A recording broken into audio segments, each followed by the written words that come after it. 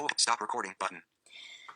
Hello and welcome to the first of a series which I'm going to be called Story Snippets.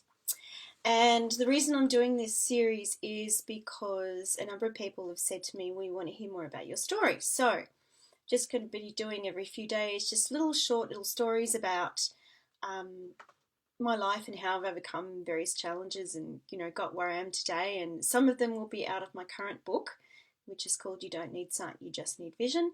And the others will be out of my next book, which is going to be called I Chose to Live, which I haven't written yet. So, what do you want to do when you grow up?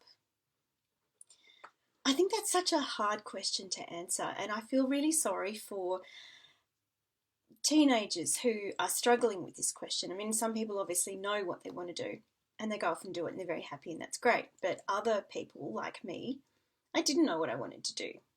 I thought I did, but I didn't. I had various ideas throughout my early childhood and teenage years, and one of those I did go off and actually do, and then I realised that that actually wasn't what I wanted to do. And the number of people who I've spoken to in their 40s and 50s who go, I still don't know what I want to do when I grow up. And I actually didn't know till I was 47 what I wanted to do when I grew up. So there you go.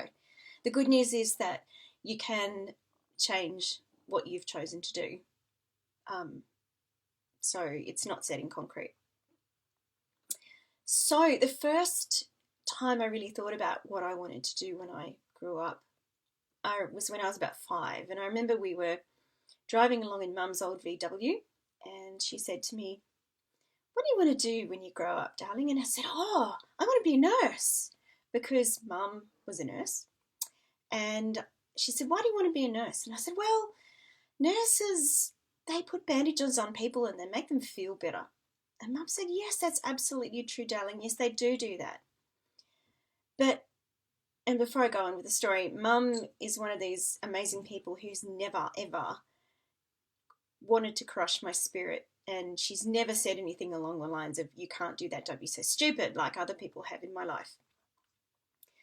So anyway, to continue with the story, she said, nurses do lots of other things too.